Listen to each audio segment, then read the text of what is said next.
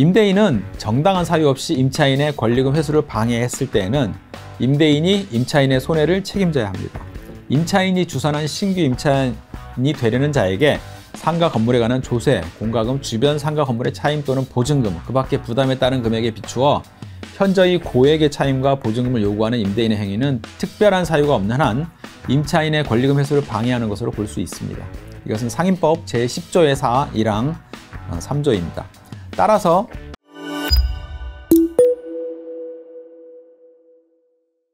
임대인이 직접 사용한다고 하면서 권리금 회수를 방해할 때, 사례를 보면 커피숍을 운영 중인데 임대인이 임대차 계약이 만료되면 본인이 영업할 예정으로 재계약을 해줄 수가 없으니 무조건 나가달라고 합니다. 이전 임차인에게 권리금을 많이 주고 들어왔고 인테리어 비용과 영업 비용을 많이 투자한 상태입니다. 권리금을 회수할 방법이 있을까요? 임차인 입장에서는 지금 임대인의 횡포에 대해서 좀 답답해 있는 상태죠.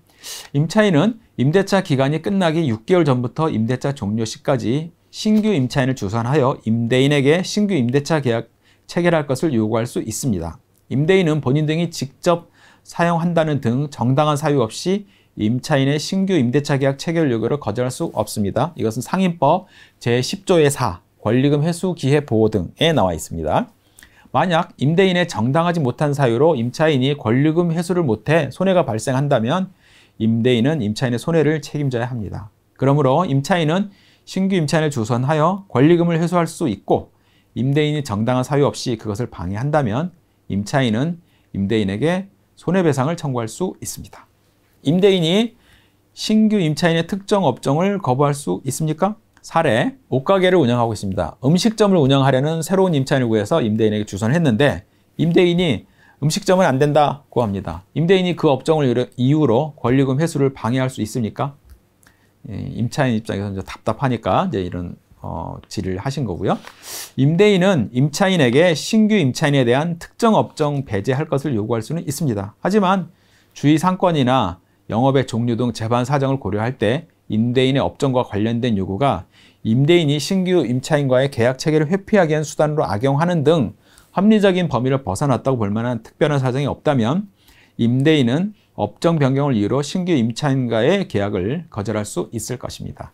이럴 때 임차인은 임대인이 요구하는 업종이나 동일 업종의 영업을 할 신규 임차인을 다시 주선할 수 있고 그런데도 계약 체계를 거절한다면 임대인은 손해배상 책임을 질 수 있습니다. 저희 지역에서 사례인데요. 상업지역인데 3층 통건물인데요. 1층에 있는 상가는 음식점이 하나도 없습니다.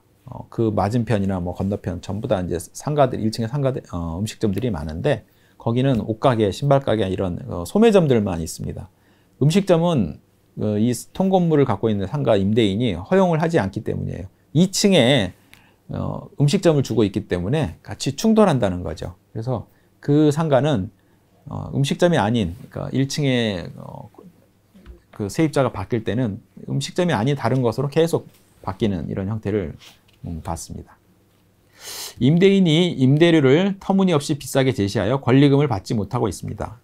사례, 현재 가계 보증금 2천만 원, 월세 150만 원인데 이번에 저희 가게를 인수할 사람이 생겨 임대인에게 연락했는데 임대인이 보증금 3천만 원, 월세 200만 원으로 임대 조건을 변경한다고 합니다.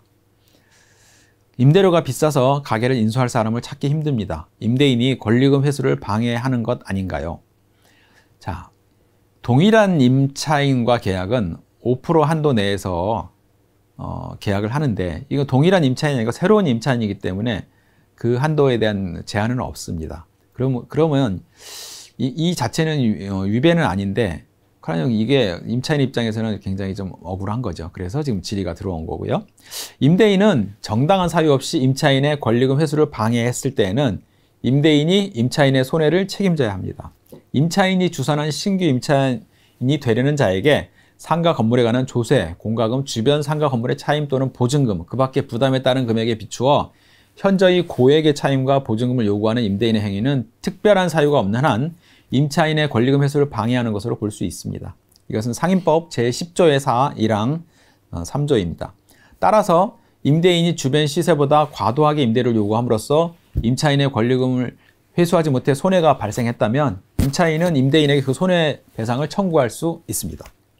10년 만기 후 임대인이 들어와서 직접 영업을 한다면 권리금 보호를 못 받습니까?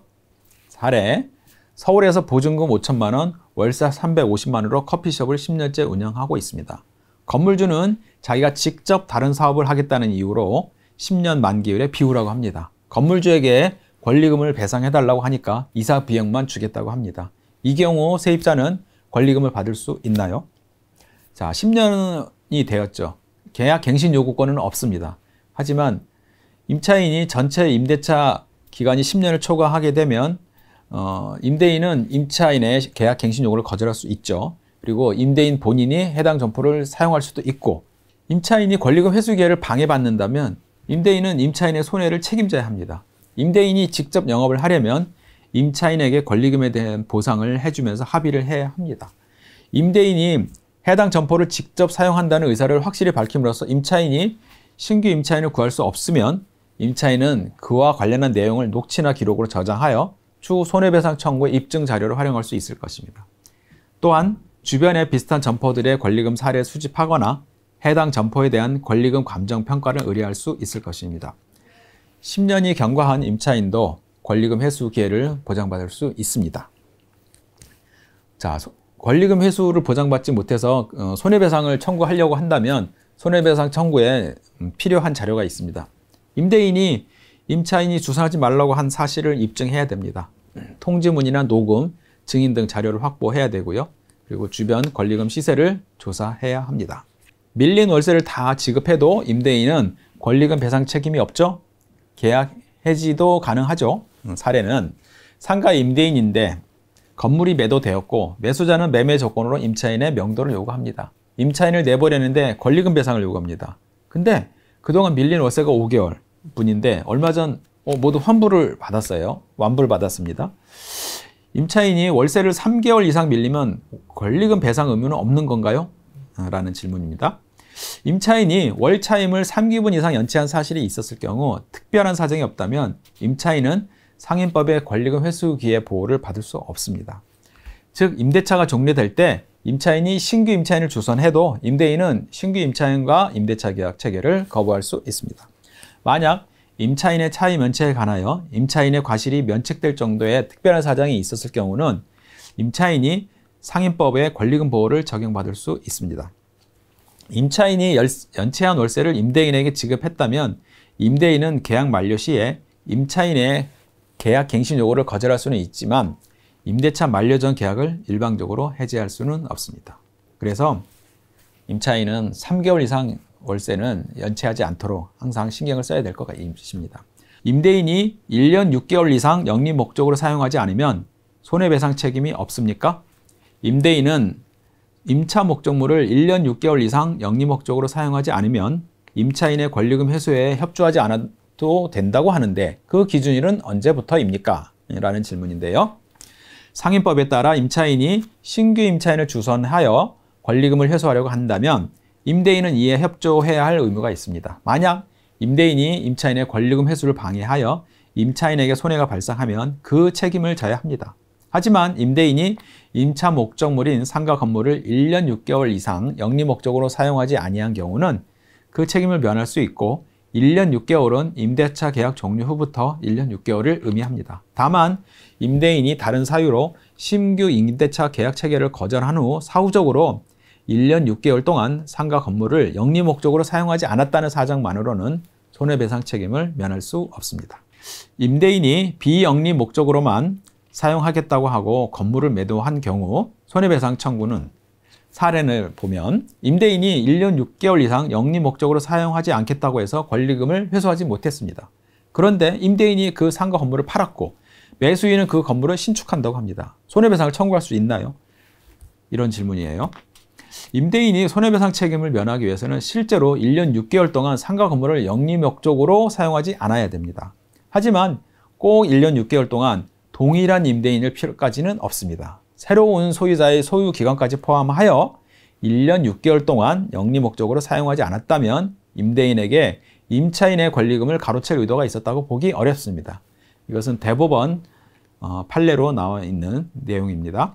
따라서 단순히 임차 목적물의 비사용 기간을 1년 6개월 채우지 않고 상가 건물을 매도했다는 사유만으로 손해배상을 청구하기는 어렵습니다. 이상 상가 건물 임대차 보호법에 대해서 여러분이 틀리기 쉽고 헷갈리기 쉬운 것에 대해서 정리를 해봤습니다. 감사합니다.